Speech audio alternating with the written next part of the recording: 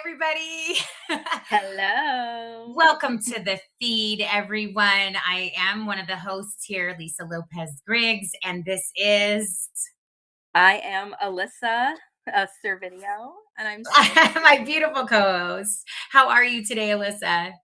I'm feeling great. This past week has been absolutely incredible, and I haven't felt this way in a very, very long time. And to be honest, let's get right into it with mental health and epilepsy because I've got a lot to say. Of course. I was just reading some of these statistics because I think it's really, really important to set the foundation. So, Yeah. a lot of times we talk about on this show, Alyssa, and I was just kind of reflecting back to when we first started. And we have this amazing producer always in the background, Michael Hall. We just thank God for your life, Michael. We always want to say it on the show and just kind of acknowledge and really validate who you are and how this was really your vision. I mean, the feed Yeah. is something that was such a labor of love, and you were the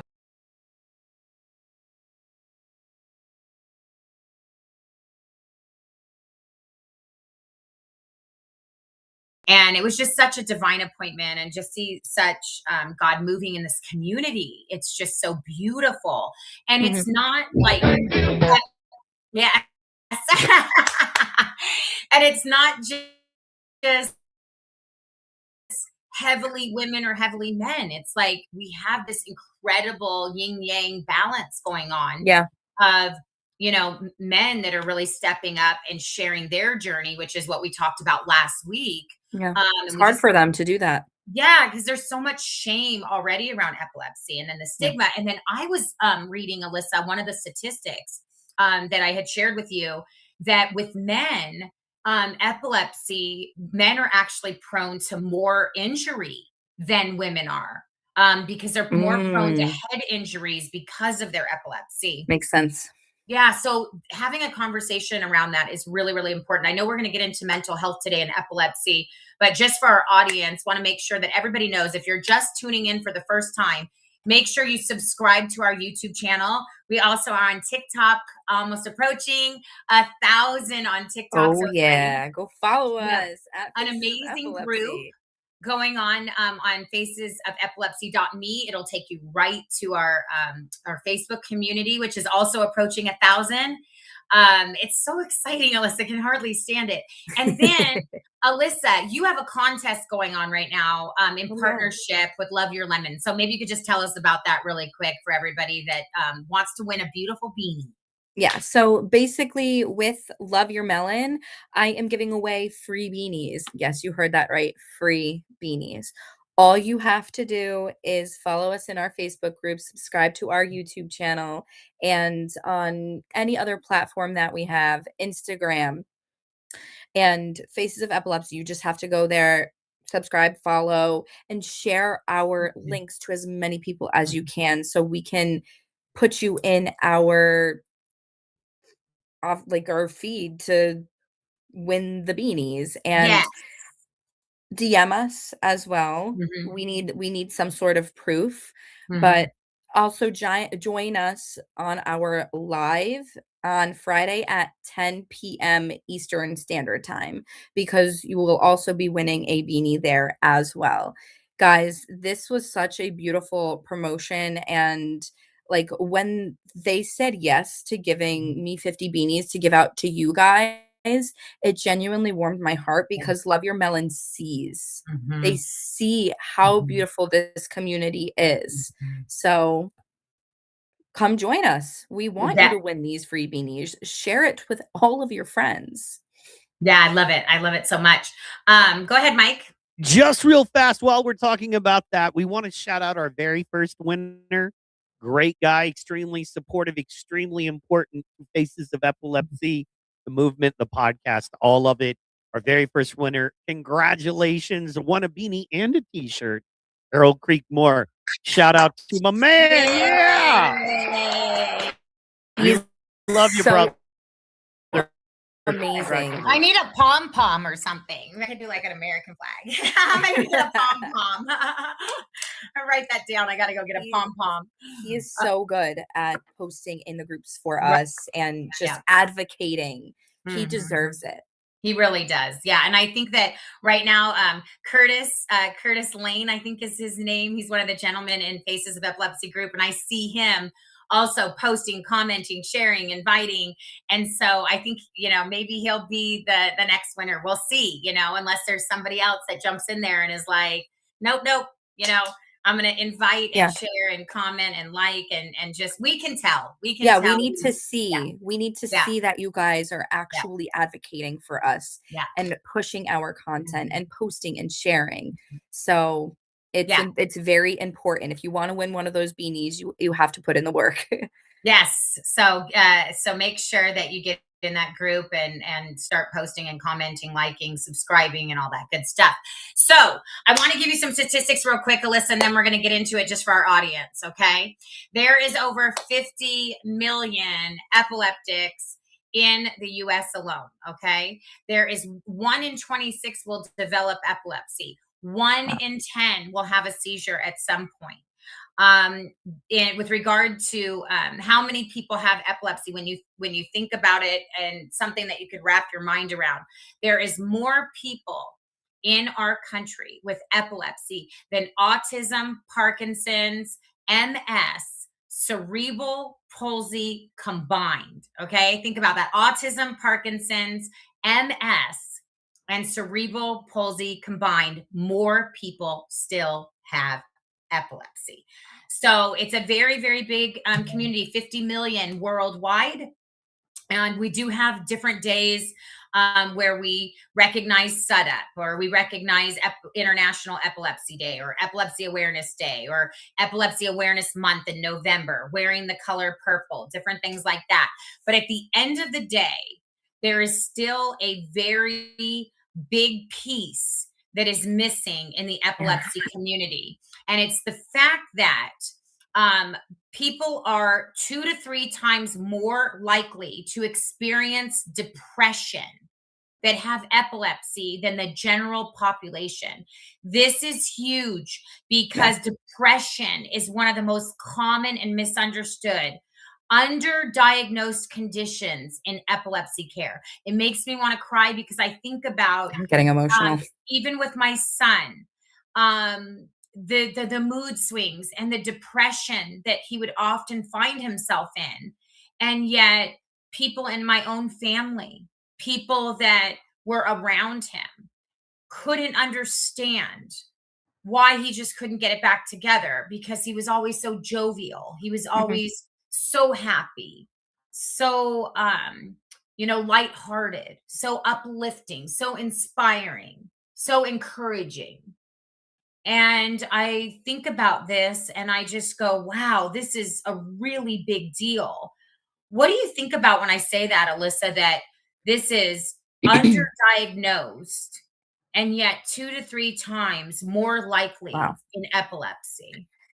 So it makes me feel honestly so frustrated and upset, because hearing about your son and then also being able to relate to him in a certain way, because I was the same way. I was jovial. I was Mhm. so happy and inspiring to so many people.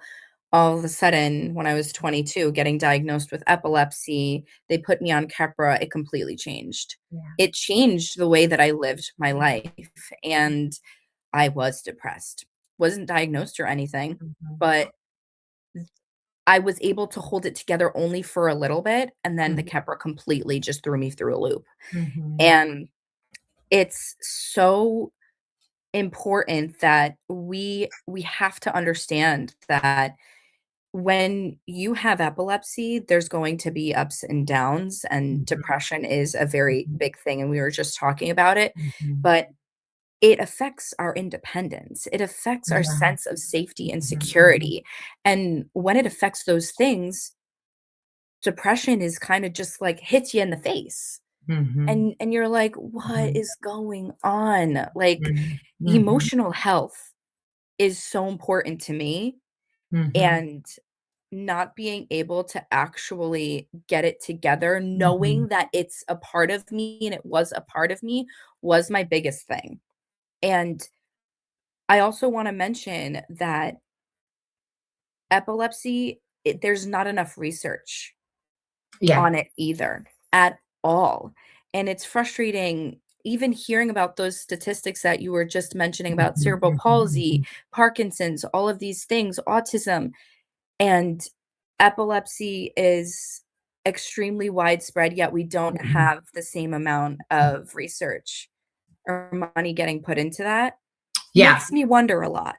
Yeah, there's $240 million spent a year that's allocated for epilepsy research. Okay, now Mhm. again, let's correlate this because this is so important, Alyssa, Yep, what you're saying. yep. Okay, and I want the audience to understand why the information you're giving is so valuable. Okay, let's put this really out there. So think about this for the audience that's listening. $240 million a year is spent in epilepsy research.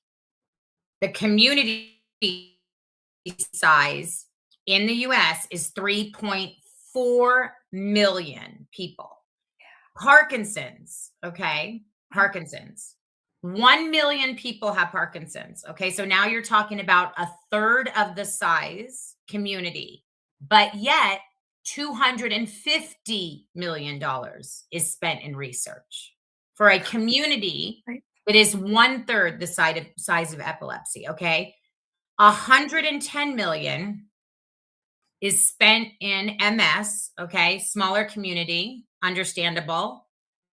Alzheimer's and dementia, 15 times more is spent in research dollars. It adds up to almost $4 billion in research spent a year on Alzheimer's and dementia.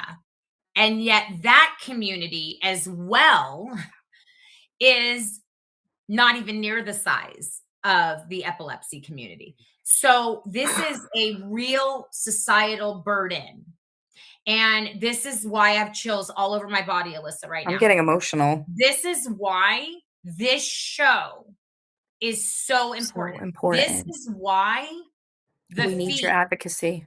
the faces of epilepsy, putting laws into place that will Mhm. help with education, safe schools, okay, with regard to seizure safety, Yeah. teachers learning about what to do when a child has a seizure, students learning. What do you do when your friend has a seizure at school? If 1 in 10 people are going to have a seizure at some point, not necessarily they are diagnosed with epilepsy, but people can have seizures.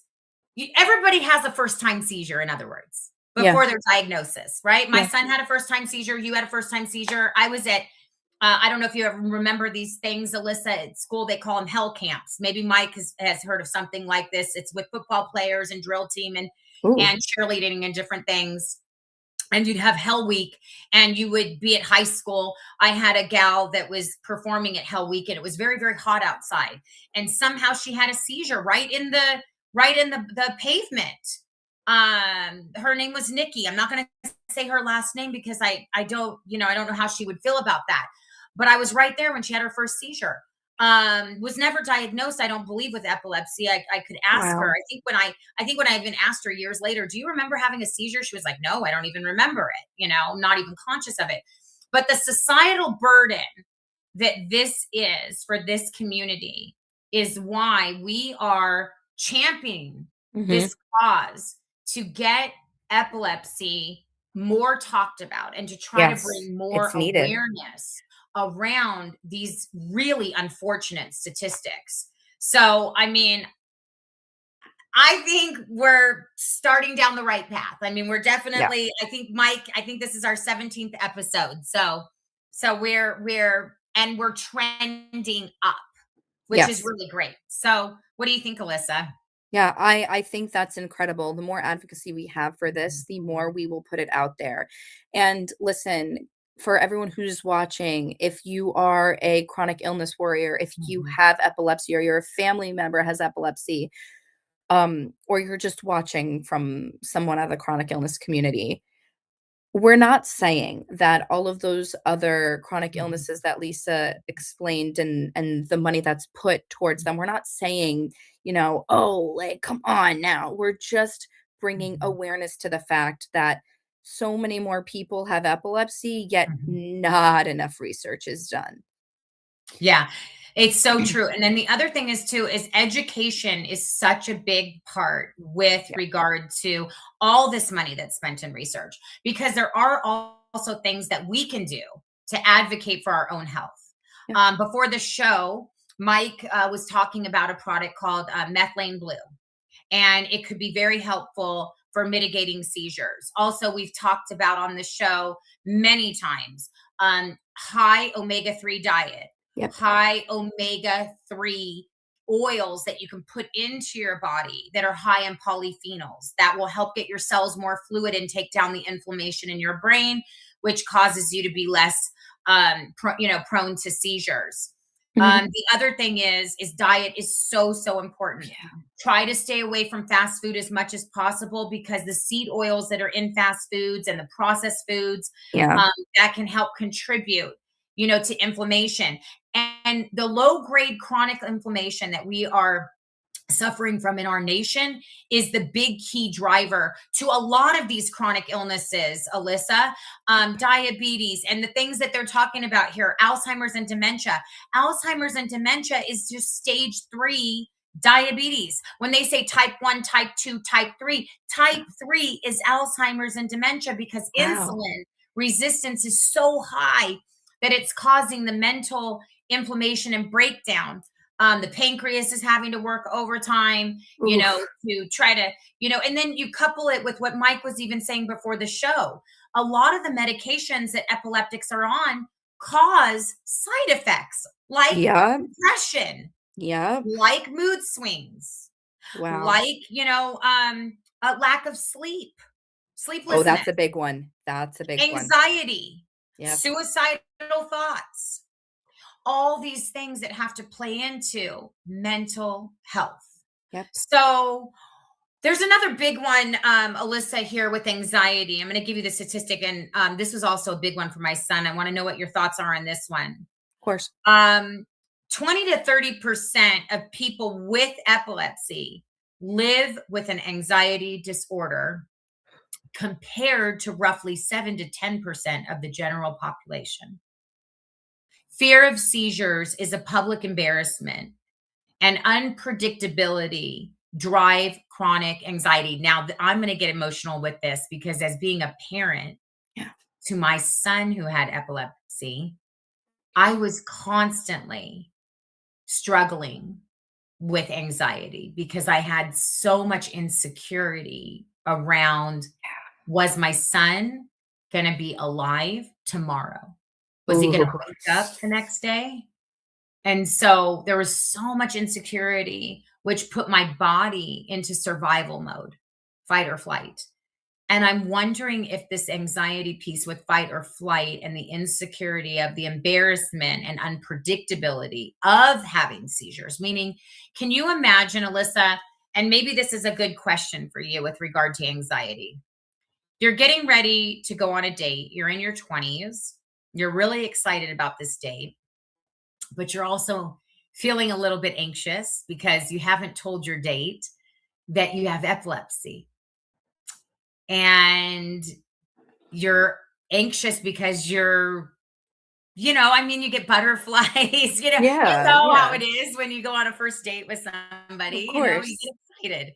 And I wonder if that, anxiousness of the potential of having a seizure when you're on your first date, could be a driver, for this anxiety piece, and how many feel like they would be rejected even if they told somebody that they were interested in that they had Wow. epilepsy and they could be prone to having seizures.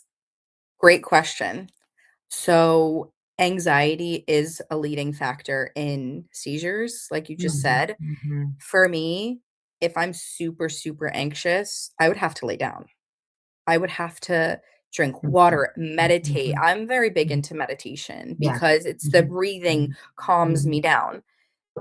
But I actually had that happen to me before. Mhm. A man stood Whoa. me up on a date because I told him that I had epilepsy, and he's like, "Don't worry, I like a passenger princess." And then told me that he wasn't able to, pick me up until a later time, and then he just made me wait for longer and longer and longer, and my sister was like, "Alyssa, have some respect for yourself, come on." And that triggered something in my brain, and I was like, "You know what? Mhm. Yeah, I'm gonna have respect for myself. Screw Mhm. this." Sorry that Mhm. but still, it gets me so frustrated that other Mhm. people, especially going on dates and men, it could work both ways, but, like, Mhm. for women, it's already anxious you're already anxious going on a first date. Then it Mhm. makes it Mhm. 10 Mhm. times even more Mhm. having Mhm. epilepsy and dealing with the fact that there is a possibility of having a seizure on that date, and Mm. them not knowing what to do, and Mhm. they're probably anxious too, so you're picking up on their anxiety. Right. It's just a constant loop, and when it goes untreated, especially, like, when Mhm. your anxiety goes untreated, when your depression goes Mhm. untreated, when your Mhm. epilepsy goes untreated, it's this Mhm. constant cycle, and you're just the impact of seizure is going to go up 100%, and it's very hard to deal with that, Mhm. and coming to terms with the fact that this is my reality now. But I want you guys to know that there is going to be somebody out there that is going Mhm. to care Mhm. for your chronic illness, Mhm. who is Mhm. going to love you for who you are. Mhm. So don't stop until you find that person. Mhm. If they are nervous that you have a chronic illness and they're Mhm. not fully willing in the beginning to accept you for who you are, Mhm. it's hard to hear this, but they're not the one. I know Yeah. sometimes it can be Yeah. nerve-wracking, Mhm. but if they're willing to work on it, if they're willing to help you, that's all that matters. Mhm. Mhm. Yeah. This is really huge, really, really huge, especially around I mean, we've only covered 2 so far, which is depression and anxiety, Yeah, there's so but much more. there's so much more. I wanna go over one more, and that is suicide. Yeah, Because you mentioned the anxiety piece, and I think yeah. that could be a huge driver, not only, like you said, for seizures, but just so many things, and you handled that so beautifully on that Thank date, you. Yeah. because there's so many people that just would be, they call it like guilty by omission. They would just leave parts of the story out, which is just still another form of lying. And we've discussed this before on our episodes where we've talked about dating, and we've talked about it in the workplace. Should you tell your boss that you have epilepsy, or when you're Yeah. applying for a job, or should you tell somebody that you're going on a date with, that you have epilepsy? Love to hear your comments, everybody, in the Oh, yeah. chat on that, because I always think that that is really good reading. We love reading your comments We on do. It's a and if community. you think that you should be forthcoming about your epilepsy with regard to your significant other or potential significant others, and also with regard to your employers, if you should tell them or not. Okay, so suicide rates are up to 3 times higher than the general population. So Wow. with people with epilepsy, 3 times higher, okay, with epilepsy than Been the hearing that. general population, which is crazy when you think about it, because the most attempted community of attempted suicide is actually young women, teenagers. I think it's between the ages of 12 to 18 or 19 is the most significant for with regard to attempted suicide. You know what? Um, That would make sense. yeah, so obviously, this plays a big part with regard to the depression, because when depression goes underdiagnosed, which it is. Okay. It's Yeah. very common with epilepsy because you kind of just deal with it. Most people in this community just deal with their epilepsy. They don't complain about they're warriors. They're Yeah. literal warriors. Yeah. Like, they're the strongest 100%. community of people that I have ever seen in my life. Okay. Yeah. Literally, you guys are like, when I think about the strongest community I might know, it may be the Navy SEALs. But I'm going to tell you right now, Navy SEALs, you ain't got nothing on epilepsy warriors. I'm going to tell you that right now. You can come at me Mhm. in the comments if you want, but I'm going to tell you right now, there's no stronger community than the epilepsy warriors, and I'm absolutely The convinced of it. epilepsy community. It's seriously, Lisa, you are absolutely right It about that is. It's just because I love this community. waking Like, up every day with all of these things wrapping around your mind, the fact that we have to think about all of these things, get up in the morning, go downstairs and cook ourselves breakfast, and then go outside and do anything and like anything that we can possibly do to mhm, make sure that we're not having a seizure or make sure that we don't fall into a depression. mhm. Yeah. We are so strong. And So very strong. yes. So very strong. I love this community so much. So with it, so just keep in mind, everybody, as we close on this episode, and we're going to continue this talk on mental health, but Yeah. when you think about just these three: depression, anxiety, and suicide, and how it relates, make sure that you just take it easy on yourself. That was the word for 2026 for the epilepsy community. Like, give yourself grace. Take it easy on yourself so that you're not put into a place where you're just burdened, or you're feeling like you're a burden, because you're not. These are very real statistics. Mike, what do you think about what's going on here?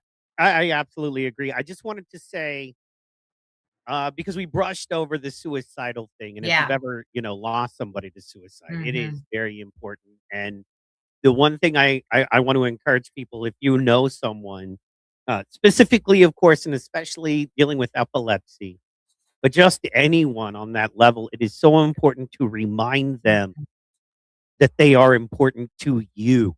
I'm getting Not they're emotional now. important in the world, not that, hey, no, no. If I Yeah. lose you, I lose Hmm. something Hmm. valuable and important to me.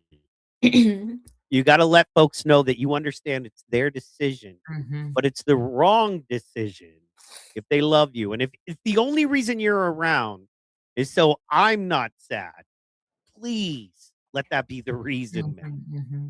But when people are really at that edge, it is so important to communicate to them how Yeah. important they are Hmm. and Hmm. how they are here for a reason. Hmm. And while it may make sense to them, because a lot of times, very important, suicide has a stigma to it. And Hmm. now it's encouraged, they're in different parts. It's messed up. Oh, yeah, that's Yeah. extremely messed up. Yeah, look at what Hmm. they're doing in Canada. But I anyway, oh, it's gross. But anyway, there's a stigma, oh, you're weak if you commit suicide, Yeah. if or you're this or you're so a Mhm. lot of times it's just pain. yeah. Mhm. I Emotional, physical, Mhm. you just can't take it. It's just I don't have the ability to breathe and exist Mhm. and bear this Mhm. pain all at the same time, and one of these things has to give, and I have no relief for this pain. And a lot of times, once again, it's not physical necessarily. It can be deep Mhm. depression. And I so sorry, go ahead. it's okay. I just wanna mention because I'm starting to get really emotional. Mhm. My dad lost his best friend to suicide, Mhm. and I haven't thought about that in a really long time, and he was just so depressed. I don't know Mhm. Mhm. the whole background of it because I don't even know if it's appropriate for me to say how he did it, but Mhm. my dad told me, and hearing that and being on this podcast talking about suicide and then remembering that, it just brought back all of it. Mhm. And if you or somebody that you know is struggling, you Mhm. have to remind them that they are heard, they are safe, they are seen, and they need community. That's the biggest Mhm. thing. What Mike was saying, it's pain. They're Mhm. not weak for Mhm. obviously suicide and doing that to themselves. It's because they don't feel a sense of community. This is what Mhm. we're here for. Yeah, Oh when I my was, gosh. I don't share this, and I know I haven't shared this with you all. Mhm. When I was 21, my best friend at the time and roommate committed suicide in my car and in the Oh, I'm apartment, so meaning I sorry, opened the Mike. apartment door and I could look down Mm. in the parking lot of our apartment complex and see my car and him. I saw I'll never forget that sight. And Oh then my the gosh. EMTs rushing in and pulling Um, the body out of my car, which I Mm, clearly didn't keep anymore. The stretcher, I remember it all. mhm. I woke up and he Mike. wasn't there, and there was, a note that was just like, "Sorry." And the night before, he had asked him because I had a car, he didn't have a car, and he was like, "Hey, man, can I borrow your Mm, car and run to the Mm. store?" I was like, "Of course you can." And, there was just a note that said, "Sorry," just scribbled out, "I'm sorry." And yeah, and then, they found him in my car. So, it was, wow. um Mike, were there any signs? And I also I wanted to see if you would be willing to put in the feed a ticker across the bottom, just because this is such a sensitive subject. The national hotline for suicide. That's a good If we idea. could put that across the bottom, because the statistics in the epilepsy community are very, very high. I mean, it can go up to 25% increase in suicide rates versus the general population. and could I And tell I you that makes never, total sense? yeah, Unfortunately, that makes total sense. yeah. So, were there any signs, because they do say that younger people are much more prone with epilepsy. And I think they were also saying it is because of the depression and the anxiety and also the medications. Yeah. So there's, a few different things going on there. Were there any signs to look for? Um, I know, in other circumstances that I've heard of, people were actually, they were verbalizing it. They were saying it like they had like, wanting to commit suicide, like tormenting spirits. These are tormenting spirits, where people feel very, very helpless and hopeless. And that's why Alyssa's saying that this community is so, so important. And being in this community is so important because you're not alone and you are heard, and your story is important. And as Mike said, you are valuable. And 100%. the collateral damage, if you were ever to take your own life, is you can't see it, but the collateral damage of all of your family and your friends, your siblings, your pastors, your church friends, your church leaders, your parents, your siblings, your cousins, your employers, people that actually really do care and really do love you. And it won't take long, to go in a certain direction and just even have a conversation with somebody and tell them how you are feeling. Tell them, go to someone, and don't be afraid to say, hey, you know what, I'm struggling, I want to check out. As a parent who's lost a son, a very young son, 18 years old, I wanted to see Judah have children. I wanted to see him get married. I wanted him to be a pro drummer. I wanted so many things for him. So to see such a young person not have all those things in life. I just want to encourage you today. It's easy for me to go to a dark place and check out and not want to be here at times. Believe me, very, very easy to do. As a parent who's lost a son, very easy for me to go to a dark place. But one thing that I do, even as positive, as inspiring, as encouraging in my attitude that I try to be, I want to speak to you all for a moment. With all of that said, there is still a very real enemy, and he wants to take you out, and he wants to put thoughts in your mind.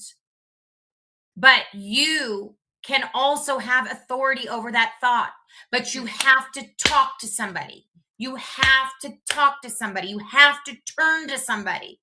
Anybody that will listen to you, that will take you seriously, that loves you. And oftentimes it is somebody in your family. And generally it's an aunt or a cousin or an uncle.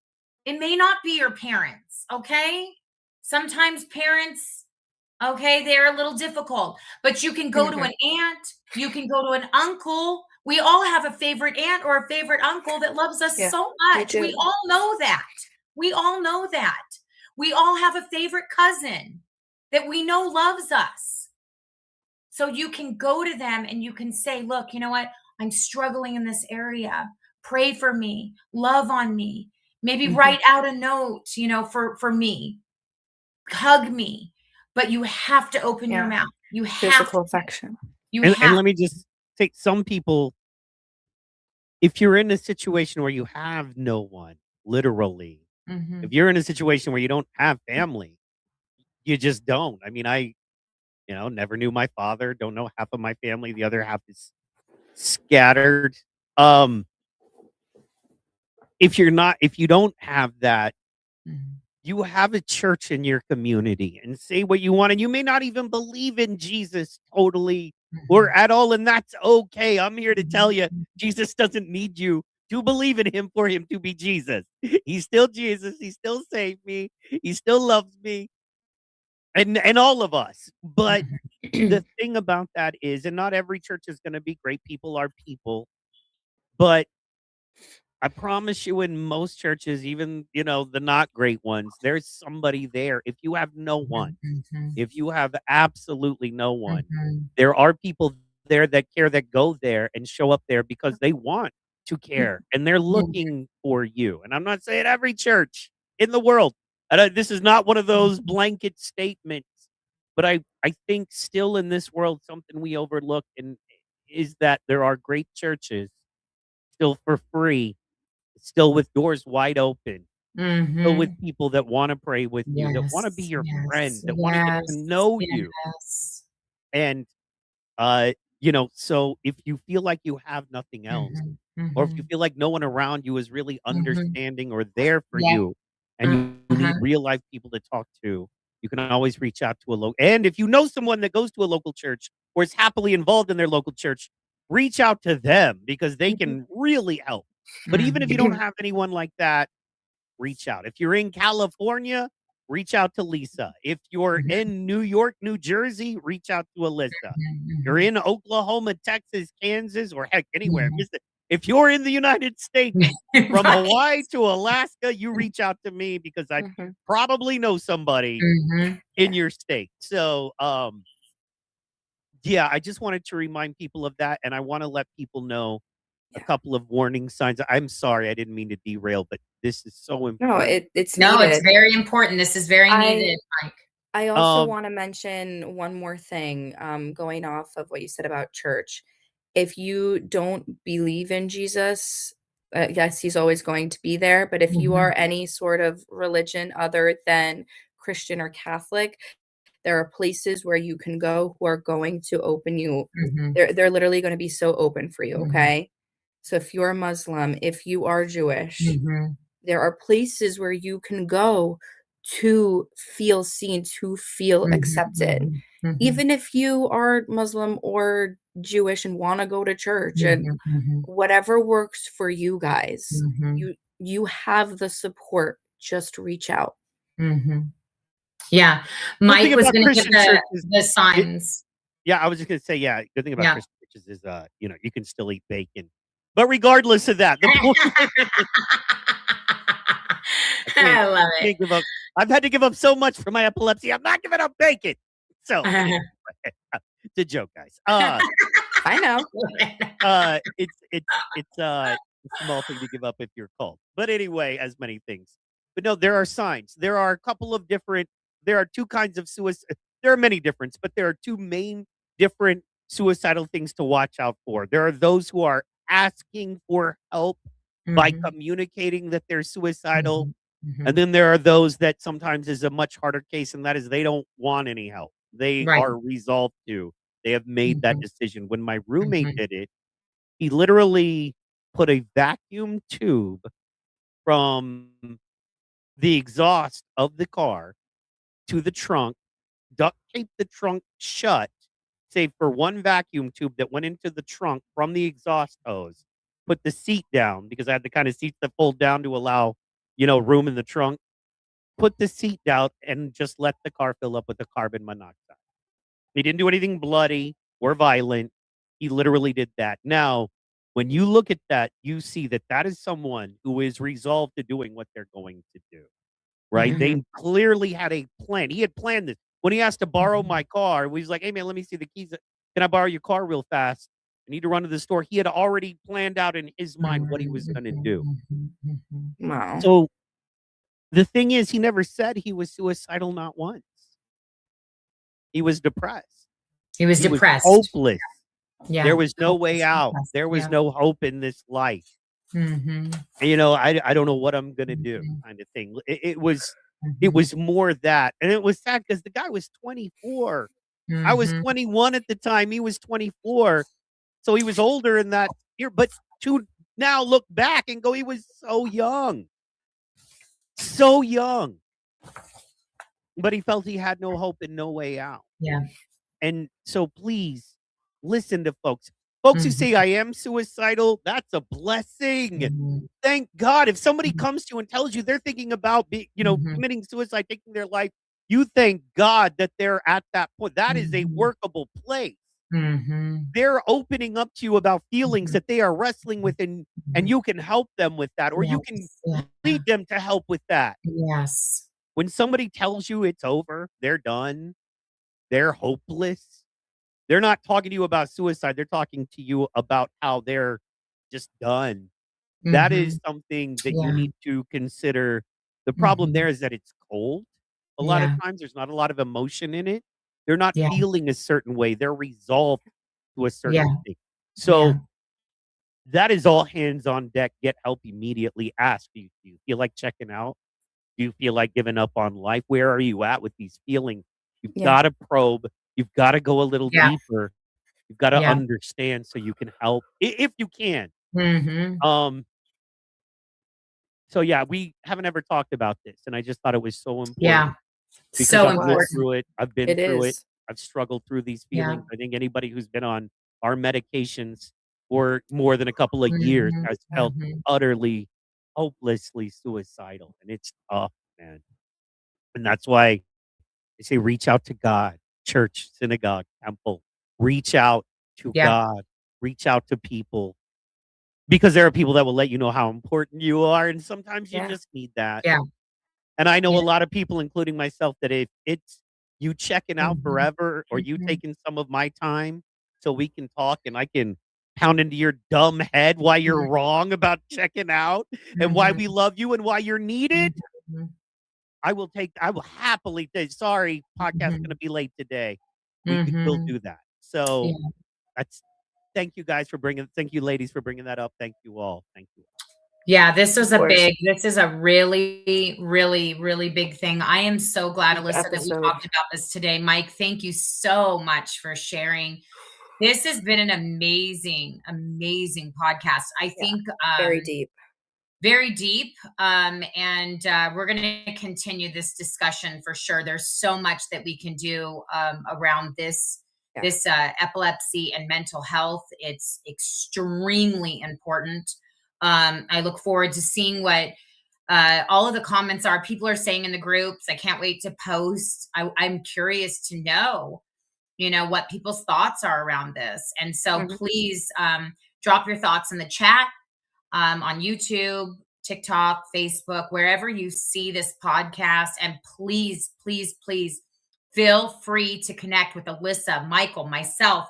We have other ambassadors of Faces of Epilepsy in Mississippi, in, other New York, places around the nation. So as Mike said, we know people in all 50 states and even all over the world.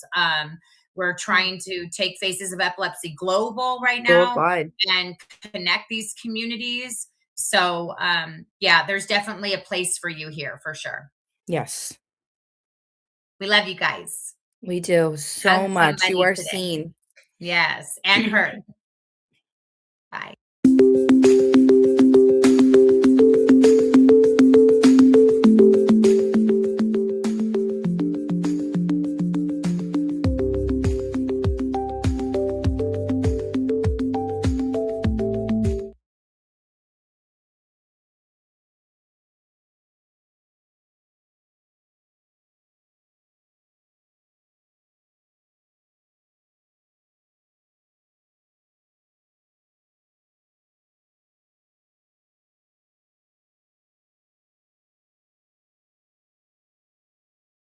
Welcome.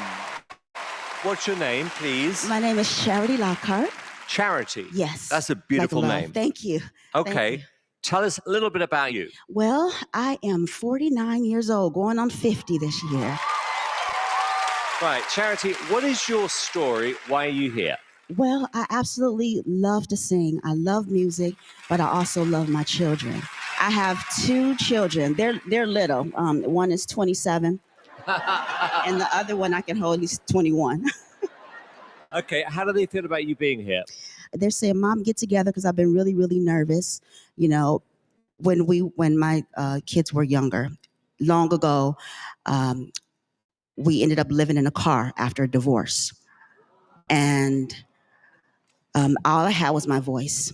And so I went to clubs and I went to bars and I asked live bands if I can sing with them, and they would give me a little money at the end of the night.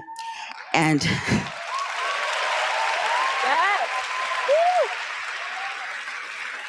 so I entered vocal competitions, not this big. It was a local competition.